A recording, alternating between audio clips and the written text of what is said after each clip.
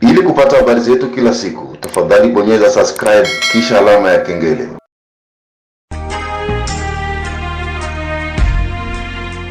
Taarifa hii ya habari ni kwa udhamini wa kampuni ya kutuma na kupokea pesa Fizi1.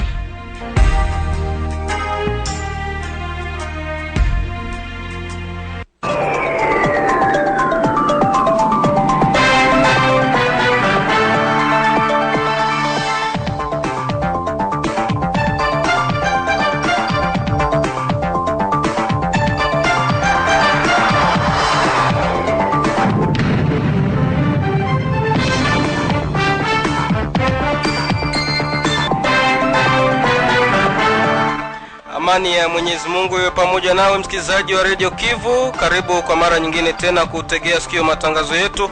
Muda mzuri umekujia kuweza kusikiliza uchambuzi wa habari zetu ambazo zinagubikwa na habari muhimu leo hii, ripoti za wenzetu toka kona mbalimbali, makala ya michezo na burudani pamoja na habari za kitaifa na zile za kimataifa.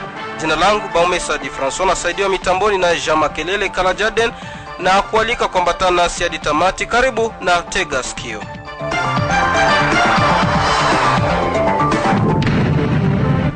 Asante msikilizaji, kama ilivyo ada na desturi, kabla ya kuingia kwenye uchambuzi kamili wa habari zetu na kwa ukipata fursa ya kufuata habari muhimu ambazo leo zinaletwa nayo Mari Makelele Uzile. Habari za saizi? Salama salimini mwenzangu Baumesa Di François. Karibu sana. Asante. Katika habari muhimu tutaweza kuanzia katika mji wa Baraka. Ni kwamba jeshi la taifa FARDC regiment 2202 mjini Baraka limefaulu kuwaweka nguvuni washtumiwa 4 wa vitendo vya utekwaji nyara ndani ya mji huu, mkiwemo Steve Kabiona ambaye jeshi linasema kuwa ndiye alikuwa kiongozi wao. Hawa wameshikiliwa wiki hii na wanasalia kwenye jela ndogo ya kijeshi kwa kusubiri hatua zingine. Tutaweza kujielekeza na huko Uvira ambako zaidi ya vijana 2000 ndio watakaofaidika na mradi wa kitengo cha serikali cha Fond Social kwa kazi za kutengeneza barabara za mitaa za mji wa Uvira. Ndivyo amesema mwanasheria Chako Changu Bon Ane, mkuu kiongozi wa vijana mjini humo. Lakini vile vile huko katika tarafa la Kabare ni kwamba wazazi wa watoto 6 waliofariki kwa kupigwa radi mwanzoni mwa wiki hii wanastahili kupata wanasaikolojia, na hilo ni jukumu hasa la serikali. Ndivyo amesema mkuu kiongozi wa shirika la raia ndani ya mtaa wa Momosho tarafani Kabare jimboni Kivu ya Kusini. Lakini katika habari hizi vile vile kutakuwa na habari za kitaifa. Kwa Kinshasa ni kwamba kauli ya mwendesha mashtaka mkuu wa mahakama ya utenguzi mjini Kinshasa ya kutaja kuwa Sharibe Okende alijiua mwenyewe inaendelea kuzua maoni tofauti miongoni mwa wakongomani.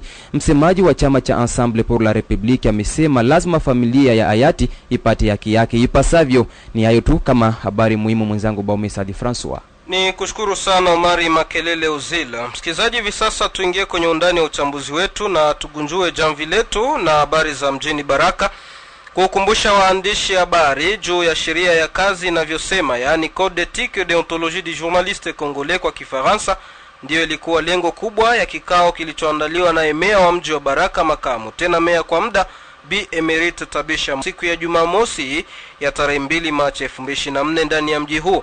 Kwake namba 1 wa mji wa Baraka kwa muda Bi Emerite amesema kuwa mkutano huu umefanyika baada ya kuripotiwa kwa itilafu kadhaa kwa waandishi wa habari zinazoonyesha kukeuka sheria za upashaji habari kama alivyoeleza.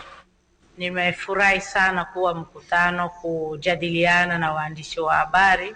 Malengo ilikuwa kuboresha mawasiliano ya sisi viongozi na waandishi wa habari, kwani kwao kazi yao ikiwa mzuri inasaidia sana usalama. Ni ingine nguzo ya kutafuta usalama katika jiji la Baraka na Kongo mzima. Matatizo ya waandishi wa habari ni mengi.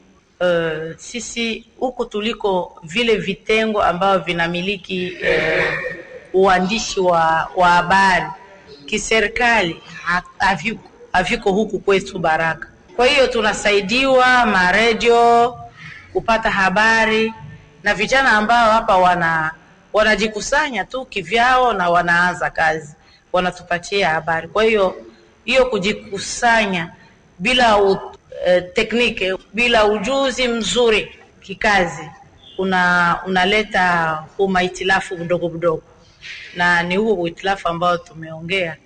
Nawaza si vizuri niseme kwenye kuambia watu, lakini tumeongea kwa kuangalia namna gani tunaweza sukula uhitilafu mdogo, kwa sababu ijapokuwa hivyo vitengo viko huku, lakini yale maandishi tuko nayo, tunazungumza kupitia yale ambayo yameandikwa, kama vile katiba, kama vile shurti, kama vile sheria kwa mwananchi mpasha habari. Meya kwa muda wa mji huu wa Baraka ameitakia raia wa Baraka mwezi huu wa mwanamke uwe waheri kama alivyorejea mara tena.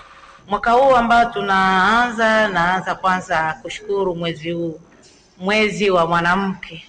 Katika mwezi wa mwanamke Mwenyezi Mungu amependa ya kwamba na ifunguliwe mwezi wa maombi kwa dini yetu ya Kiislamu.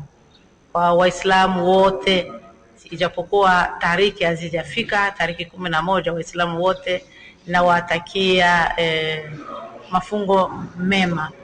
Na mwezi huu tena ni mwezi ambao tunasubiri kupata wagavana wapya katika huu mwezi wa mwanamke, ambao nahitaji kwa wapasha habari ni kwamba waboreshe kazi yao, watupatie habari nzuri, isiwe habari ambazo zinasambaratisha akili za watu na ambazo zinaweza kukimbiza watu.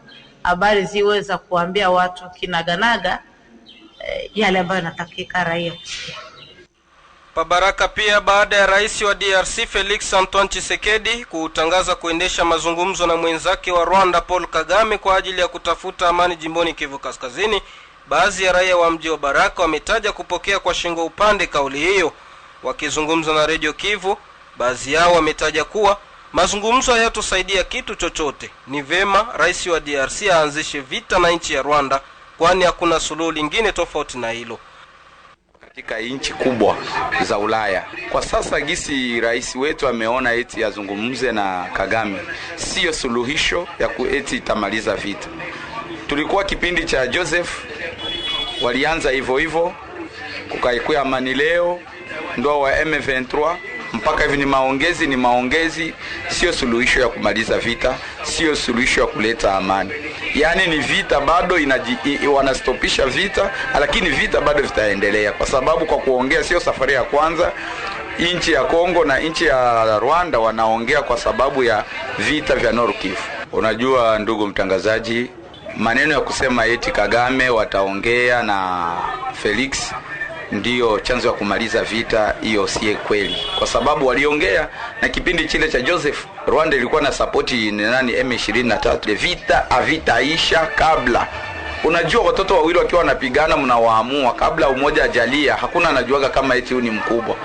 Tungeona kwanza vita pambano ambayo itatokea kati ya nchi ya Kongo na Rwanda, tuangalie nani kabisa, kwa sababu hivi ukifuata maktualite nchi yetu ya Kongo inachukua nafasi ya 8 mu Afrika kwa wanajeshi. Sasa wale wanajeshi wote wamekuwa wazembe kwa kupigana, au ni siasa gani wanatumia? Naona ni vita ndio inaweza kusababisha, kwa sababu tukifuata mazungumzo ya mzee Laurent Kabila alisema vita ni vyembamba ila vita ni virefu. Vita vitarudi mahali vilipotoka, na kipindi kile kumpindua rais Mobutu vita vilitokea njia ya Rwanda. Mimi kama vile mwananchi ninaweza sema kuhusu ile maongezi ya rais Felix Tshisekedi, tuko tunashangala sana na mavikao sana ya mzee Felix Tshisekedi benye kwa nenda anafanya iko huku kule, na ile si wananchi tuko tunaona kama ile yote ni hipokrisi yenye kwa anafanya juu ile yote ipo hipokrisi mbo iko atufanyizia si population, ile ni fantasy. Tukwe tunaona kama vile rais iko anatumika, nia yake iko pale, anayua jinsi iko anataka kufanya pale kuhusu ile nia yake na Kagame. Yeye iko pale anayua kile Kagame kenye iko anafanya, na Kagame naye anayua kile kenye rais wetu iko anafanya. Mimi ujumbe wangu wenyewe niko nao tu, aondoe M23 kama anapenda sisi wananchi tumupende, anajita iko mzalendo, kama iko mzalendo aondoe M23 itoke Nord Kivu. Mazungumzo haiwezi leta amani, kwa maana kama ni mazungumzo rais wetu aishaongea muda mrefu sana kwa mazungumzo ya nchi. lakini solution amani haipatikani, watu wanaendelea kufa na rais anasikia malalamiko kila siku. Maoni yangu mimi ni kusema tu rais wetu angalie mbele kutokana na maneno yenye alisemaka yeye peke. Juu neno yenye mtu anasema njoo anarudiliaka tena ile neno yake. Yali semaka hawezi akakaa chini kuzungumza na M23. Lakini leo anakuwa anasema atazungumza na Kagame. Kunini? Sisi raia kama vile wazalendo tunakataa tutaki na tutaki kusikia vile. Haiwezi kaleta amani sababu wameshakazungumza kisirisira tukao tunajua, lakini inashindikana. Mimi nitataka kama ni mtuto uendelee, risasi ende mbele sababu najua ile Rwanda haiwezi kashinda Kongo hata saa moja. Haiwezi katushinda sababu sisi ni mashujaa, tunajiamini sisi wa Kongomani. Daima pa Baraka, jeshi la taifa FARDC regimenti ya 2202 mjini Baraka limefaulu kuwaweka nguvuni washtumiwa 4 wa vitendo vya utekwaji nyara ndani ya mji huu, mkiwemo Steven Kabiona ambaye jeshi linasema kuwa ndiye alikuwa kiongozi wao. Hawa wameshikiliwa wiki hii na wanasalia kwenye jela ndogo ya kijeshi kwa kusubiri hatua zingine za kisheria. Katika mazungumzo naye kamanda wa regimenti ya 2202 mjini Baraka, Kanali Banza Lukata Gabriel amehakikisha habari hii na kuonesha kuwa washtumiwa hao ni wale waliohusika na kumteka bwana Kado Asende mnamo tarehe 20 Februari. Kanali amezungumza na Radio Kivu na kueleza yafuatayo. Ndio enlèvement ya le 20 février ilifanyika kweli. Monsieur Kado Asende alisikiliwa, vyombo vya sheria vilijikaza gisi ya kumurekipere, na ni kweli alikuwa récupéré et on a arrêté certains autres. Sur ce, après arrestation ya bale bengine présumé auteur na yeye alikuwa arrêté. C'est le monsieur Steve Kabiona qui se disait aussi commandant ville de Baraka, ndio mwenye alikuwa présumé auteur avec son groupe. Dossier yake iko en instruction, c'est un processus judiciaire, alors son dossier est en instruction. Weko na instruire pour récupérer d'autres éléments nouveaux. Wako wahusika karibuni 4 wamesikiliwa katika mji wa Baraka na kando. Ujumbe kwa population yetu wa Baraka ni kukamatana mkono kwa mkono. Juu leo hatujui adui ni nani, na tena hatujuake adui hakuwake na rangi. Mwenye unakuwa na wazia ni ndugu, kumbe njoo anaweza geuka adui. Me hatujue sasa adui ni nani. Population yetu tutumike mkono kwa mkono, tujiunge, tupiganishe hii ujeuri, wa continue kuinformer puisque hali ya nchi haiko mzuri. Tunapasha toujours kutumika bega kwa bega na population na kudenoncer babaya wenyewe wanaweza kuleta tatizo, uswati wenyewe wanaweza leta infiltration ma communauté na ma miji yetu yenye tuko naishi. Zaidi ya vijana 1200 ndio watakaofaidika na mradi wa kitengo cha serikali cha Fond Social kwa kazi za kutengeneza barabara za mitaa za mji wa Uvira. Ndivyo amesema mwanasheria Chako Changu Bonanemko, kiongozi wa vijana mjini humo. Chako Changu amesema kuwa serikali ya DRC imefikiria vema, kwani kupitia kazi hizo zitawezesha vijana wengi wa Uvira kupata ajira, kama alivyoeleza kwenye line ya simu ya Radio Kivu Baraka kutoka mjini Uvira. Kweli kabisa, saa hizi vijana wanajiretrouver, na kwanza tukwambie kwamba Fond Social nayo imeanza siku ya kwanza. 3500 raia ya Uvira ndio wamefanya ile kazi na watafaidika pia na hii barabara wakati wa kurejesha chômage katika vile yetu ya Uvira. Tuna cible 14 quartiers za vile ya Uvira. 14 quartiers kabisa ndio zenye ziko cible ndani. Ni kufanya matravo wanaita travaux Timo ndio travaux gani? Ndio hizi za kutengeneza makanivo, kutoa barabarani na mambo mengine, ndio travaux Timo. Makanivo, kutoa uchafu barabara, kunyorosha mzuri, kuweka miziba pakuwe sawa, ndio travaux Timo. Na ndio wako wanafanya. Hata quartier tu ambazo zilikuwa configuration ya zamani ya cité ya Uvira. Hizo kazi ni nzuri sababu haiko tu kutengeneza mwingine kuwe safi ama makanivo zingeneza ama mwingine hivi nzuri, lakini pia zinapunguza chômage ambayo watu walikuwa nayo, na inasaidia watu kupata pesa ya kufanya biashara ndogo ndogo. Zile za mbele zimerepondre kabisa, na mpaka ilikuwa kabambi, na hizi za pili nazo pia tunataka tuangalie hivi na kwa siku 2 sasa ama 3 tuangalie kitu itakuwa kwa faida ya mwingine yetu. Wa vijana ama raia nzima iko 3500 personnes en réseau Il y a 250 par quartier. Inakomplika Bambi sana. Hivi sasa nampisha Sudi wa Sudi Valentin ambaye ameangazia yale yaliyojiri viwanjani. Karibu Sudi. Shukran sana kabisa mpenzi mchezaji wa Radio Kifo. Leo katika habari za michezo tuende viwanjani ukiwa niko na vila nambari 7 ngongoni ya Radio Kifo. Ni kwamba michuano ya ligi ya nyumbani ima championnat local iliweza kutimua vumbi siku ya Jumamosi ya wiki tunayo ya tariki 2 Machi mwaka 2024 kwenye uwanja wa Maendeleo jijini Baraka, ambako mechi moja iliweza kupigwa. Klabu ya CS Vijana Prestige walirizia kwenda sare ya bao 1-1 mbele ya AS Tombu, na mechi ya pili klabu ya FC Nyota de Baraka waliweza kuibuka na ushindi wa cheo ambao 3-0 na kuweza kupewa alama 3 za bila kazi yoyote, hivyo ni kisha klabu ya FC Mutula kutokujiripoti uwanjani. Michuano hiyo itaweza kuendelea mara tena ndani ya moja wa Baraka siku ya Jumapili ya tariki 3 Machi 2024, ambako majira saa 7 kamili za mchana klabu ya Kibonja Sport watapambana dhidi ya FC Mwemezi Sport, na Flambora watakata mchezo wa Fitna dhidi ya Presqu'île Dubois kunako majira saa 9 kamili za jioni. Michuano hiyo iliweza kuendelea mara tena siku ya Jumamosi ya wiki tunayo kule Sebele sekta ya Nganja tarafani Fizi, ambako klabu ya Fabuse Maoke walirizia kwenda sare ya bao 1-1 dhidi ya FC Mapendo, na kule Fizi Center ni kwamba klabu ya FC Ubembe waliweza kutambiwa kwa mabao 3-1 mbele ya FC Kafi. Vile vile kule Mukera klabu ya Atonga waliweza kuwapa msumari wa bao 1-0 klabu ya FC Mukera.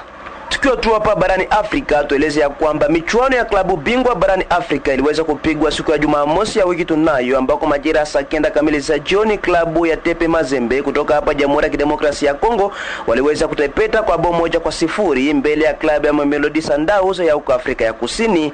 Ifahamike ya kwamba licha ya klabu ya Tepe Mazembe kupoteza kwa bao 1-0, tayari klabu hiyo imeshatinga hatua ya robo finali ya michuano hiyo ya klabu bingwa barani Afrika, na klabu ya Piramide ya huko nchini Egypt walirizia kwenda sare ya bao 2-2 dhidi ya klabu ya Nwazibu. Fahamu ya kwamba mabao mawili yote ya klabu ya Piramide yaliwekwa nyavuni na mchezaji Fisto Mayele Kalala, mchezaji wa timu ya taifa ya Jamhuri ya Kidemokrasia ya Kongo. Na kabla sijondoka kwenye maike, kuna taarifa ambazo zimewasili vipunde semazo ya kwamba klabu ya Katanga Sport waliweza kuibuka na ushindi wa bao 2-0 mbele ya FC Ukapi, mechi ambayo ilipigwa hapo Katanga. Vile vile mechi ambayo ilipigwa kwenye axe ya Lusenda ni kwamba klabu ya Lweba Sport waliweza kuibuka na ushindi wa bao 3-1 mbele ya klabu ya Fulufumbe. Na ikanukta kwenye habari za michezo. Shukran Sudi wa Sudi. Msikizaji, endapo ndo unakuja kujiunga nasi, nikumbushe kwamba unaendelea kutegea sikio uchambuzi wa habari zetu ambazo zinakujia kupitia studio za Radio ya Kijamii Kivu, ni kwenye mega 93.0. Kampuni Fizi One Baraka, Mboko na Misisi ni rahisi kutuma na kupokea pesa cash pote ulimwenguni bila usumbufu. Katika habari za kitaifa mjini Kinshasa, kauli ya mwendesha mashtaka mkuu wa mahakama ya utenguzi mjini humo ya kutaja kuwa Sheribe Okende alijiua mwenyewe inaendelea kuzua maoni tofauti miongoni mwa Wakongomani. Msemaji wa chama cha Ensemble pour la République chake Moise Katumbi Chapwe amesema lazima familia ya hayati ipate haki yake ipasavyo. Mwenzetu Safari Alimasi Dilwe amepekua magazeti mbalimbali na hii hapa ni ripoti yake. Mwendesha mashtaka mkuu katika mahakama ya utenguzi mjini Kinshasa, Firmin Mvonde, alieleza vyombo vya habari kuwa Sheribe Okende alijiua mwenyewe. Kauli hiyo imekuja wakati ambapo kesi inayohusu kifo cha aliyekuwa waziri wa uchukuzi na mawasiliano ikiendelea mjini Kinshasa. Huyu alikutwa amefariki ndani ya gari lake Julai tariki 13, 2023. Ripoti kamili ya uchunguzi imeonyesha kuwa Sheribe alijiumiza mwenyewe, ikimaanisha kuwa alijiua kwa kujipiga risasi kwa upande wa kichwa chake. Ripoti hiyo imepinga kuwa msemaji huyo wa zamani wa Ensemble pour la République hakuwa mwenyewe eneo la korti kuu ya kikatiba siku moja kabla ya kifo chake saa 8 usiku. Simu yake wakati huo iliwekwa katika mpango wa kuonyesha kuwa alikuwepo eneo la Sendwe Avenue Kalumu. Ripoti hiyo imeonyesha kuwa mwili wake haukuwa umejaa risasi kama wengine wanavyodai. Mwendesha mashtaka amesema kulikuwa na risasi moja tu. Yote hayo yametolewa kisha miezi mingi ya kusubiri kwa upande wa familia yake ambayo ilitamani kujua ukweli kamili juu ya kifo hicho cha kusikitisha. Wakiwa wamechoshwa na ucheleweshwaji wa haki ya Kongo, familia inatangaza mnamo tarehe mosi Februari azimio la kuzika mwili wa marehemu na kusitisha msiba wake bila kusubiri kufika mwisho kwa ripoti ya operation ya mwili wake kutoka kwenye mahakama kuu ya mjini Kinshasa Gombe. Kauli ya mwendesha mashtaka mkuu wa mahakama ya utenguzi imechukuliwa kama kunyimwa haki kusikokubalika na wakili Hervé Diakese, msemaji wa chama cha Ensemble la République. Wakili amesisitiza kuwa kila kitu kitawekwa kwa nafasi yake ili familia marehemu ipate haki yake ipasavyo na kwa njia yoyote ile. Hervé ameongeza kuwa ni jambo la kusikitisha kuona mwendesha mashtaka hakuonesha mazingira kamili kuhusu kifo cha Cherubin, kwani hakutaja endapo alifariki kwa risasi au kwa kujua mwenyewe namna gani. Hilo limepelekea yeye kutaja kuwa nia ya sheria ya Kongo ni kutaka kuonyesha ukweli kuhusu kifo cha waziri huyo wa zamani. Asante Safari Alimasi Dile. Msikizaji, hivi sasa tuelekee huko Kabare ambako wazazi wa watoto 6 waliofariki kwa kupigwa na radi mwanzoni mwa wiki hii wanastahili kupata wanasaikolojia, na hilo ni jukumu hasa la serikali. Ndivyo amesema mkuu kiongozi wa shirika la raia ndani ya mtaa wa Momosho tarafani Kabare jimboni Kivu Kusini. Kwake kiongozi huu wa muundo wa kiraia ni kwamba mkasa huo wa maafa umeleta uoga mwingi kwa wazazi, hata pia kwa wanafunzi pamoja na walimu wa mtaa huu wa Momosho kama alivyoeleza. Sasa tunaomba wakuu viongozi kungazi za jimbo letu la Sud Kivu na serikali kubwa hapo Kinshasa, pia wa humanitaire wanaohusika na jambo kama na lile, kuja kutafuta psikologe kwanza, encadre hawa wazazi na encadre pia waeleve ambao wanasomea kwa hiyo institut Kalagane epe Kalagane, pia kwa encadre walimu pia, sababu ilileta michanganyiko kubwa sana wakati hawa watoto walikufa kabisa.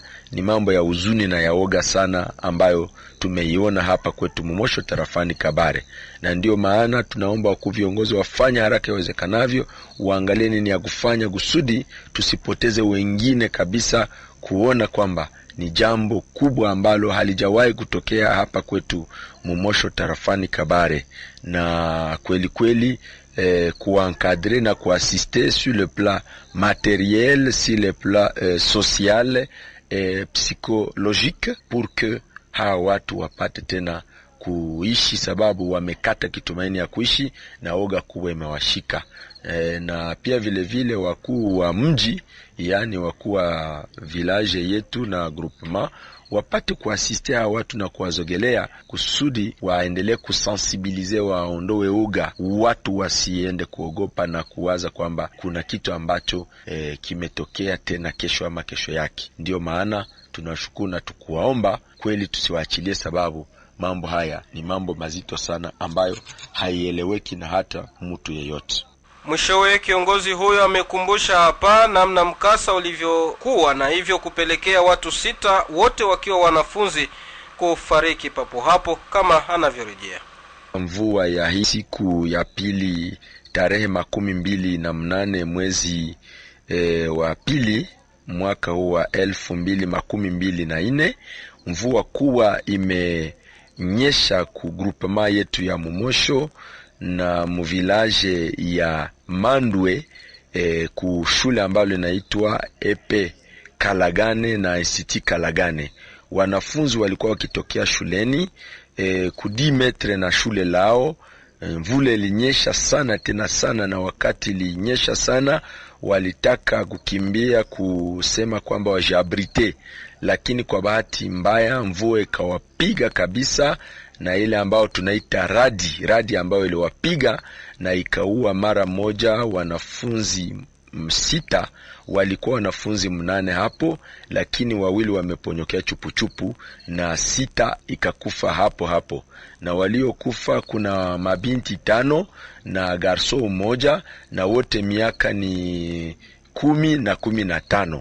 Na ndio maana ile lileta fujo kubwa sana, yani psikoze kubwa na oga kubwa mu groupement ya Momosho tarafani Kabare. Huko Butembo, wanafunzi wa kidato cha 6 cha sekondari wamepunguziwa ada ya kushiriki kwenye mitihani ya kitaifa, na kwa sasa watalipa 120,000 tofauti na walivyolipa mwaka jana. Azimio hiyo imechukuliwa naye mkuu kiongozi wa jimbo la kielimu la Kivu Kaskazini ya pili Radio Kivu Butembo tunajiunga na mwenzetu Zangos Moviswa kwa ripoti kamili. Ni katika kikao kilichofanyika hii Jumatano 28 Februari mjini Butembo ndipo kiongozi mkuu wa masomo EPST jimboni Kivu Kaskazini ya pili, Shalumo Tsambali Salomon, aliwaalika viongozi mbalimbali kama vile kiongozi wa shirika la raia, viongozi katika majimbo wanaotetea wazazi, viongozi wa sindiketi mbalimbali za walimu, mainspekta pamoja na viongozi wa ngazi za juu za shule mbalimbali. Ndani ya kikao hiki wote walikubali kwamba pesa za kulipa ili mtu ashiriki mtihani wa serikali exeta zipunguzwe kwa 10,000 pesa za kikongomani. Yani kila mwanafunzi wa kidato cha 6 secondary school hata lipa tena 1,300 pesa za kikongomani ila 1,012 pesa za Kongo. Jambo la pili, wanafunzi wote wa vidato vya 6 secondary school jimboni Kivu Kaskazini ya pili ya masomo ambao ni wakimbizi hawatalipa chochote kuhusu hizo pesa. Mipangilio hii iliridhisha kiongozi mkuu wa shirika la raia, mtumishi wa Mungu Reverend Pastor Mate Sanane mjini Butembo. Tuliweza kuleta malalamiko ya raia kusema frais ya examen d'etat ilikuwa mwaka jana 94,000 francs na sasa walikuwa wameisema itakuwa 130,000 francs. Alafu wakati tumefika kwa kujadiliana, viongozi wale wanaohusika na kufixe frais ndani ya division Nord Kivu D wanasema kwamba kwa wao binafsi walireconduire frais ya mwaka jana na to ndio inaacha zinakuwa kama zimepanda kuwa 130,000 francs. Ndio maana tukasema basi hiyo ni shida, ila kitu ambacho tumekuwa sawa tunarizika kidogo ni kwamba wanasema kwamba wa déplacer wote de guerre wa finaliste déplacer hawatalipa hata sengi moja. Jambo la pili, wanasema kwa wengine wanatosha 10,000 francs. Kwa eneo yetu kila finaliste atakuwa analipa 120,000 au lieu ya 130. Tunarizika tansu wape kulingana na hali ambayo tunayoyapitia. Tujulishe kwamba makao makuu ya EPST jimboni Kivu Kaskazini ya pili yapatikana katika mji wa Butembo. Butembo, Nzankusi Moviswa, Radio Kivu Baraka. Msikilizaji, tofauti na ulivyosikia kwenye kichwa cha habari hii ni kwamba wanafunzi watalipa pesa 120,000 tofauti na 130,000 kama ilivyotajwa. Huko Ruchuru tutamatishie na huko ambako mama mmoja mkaaji wa Kisharo amejifungua watoto 3 na wote wakiwa salama. Kwa jambo hilo mganga msimamizi wa hospitali ya Kisharo ameomba kwa mashirika ya kiutu kumjia mama huyo na msaada kwa nia anaishi katika hali ngumu. Ili kujua mengi kuhusu taarifa hizo, moja kwa moja tunajiunga na Jean Ririma na Sesore kwa ripoti kamili. Ni toka tarehe 23 Februari mwaka 2024 ndipo mwanamke mmoja anaikuwa na takriban miaka 35 mkaji wa Kisharo kunako kilomita 27 amewazaa watoto 3 mkiwemo wasichana 2 pia kijana mmoja. Radio yako imeelekea kunako kituo cha afya Seser Kisharo na kumkuta kiongozi wa nursing bwana Elwa Bukuhi anayehakikisha habari hiyo.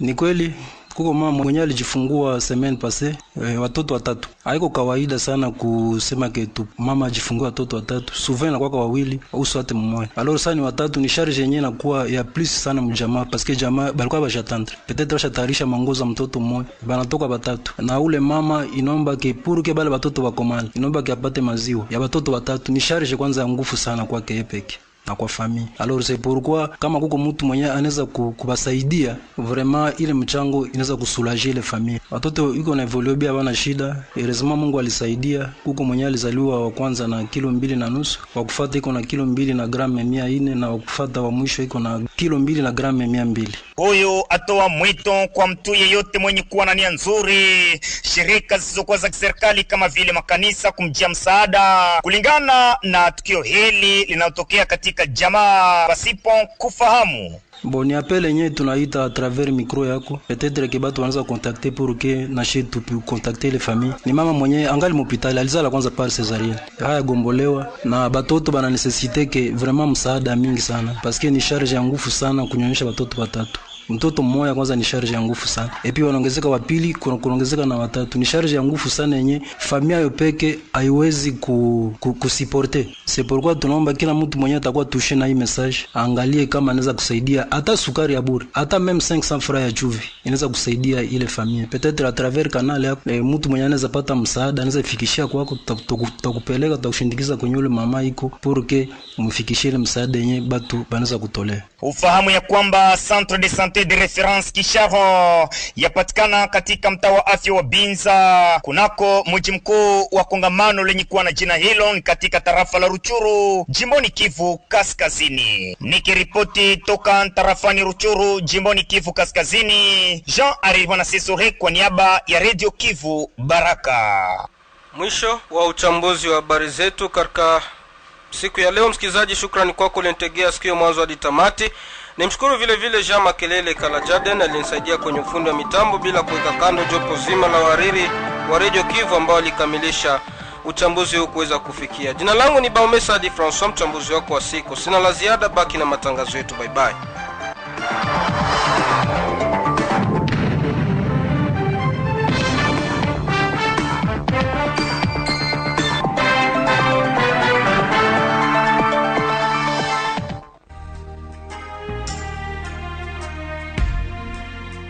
Taarifa hii ya habari ni kwa udhamini wa kampuni ya kutuma na kupokea pesa Fizi One.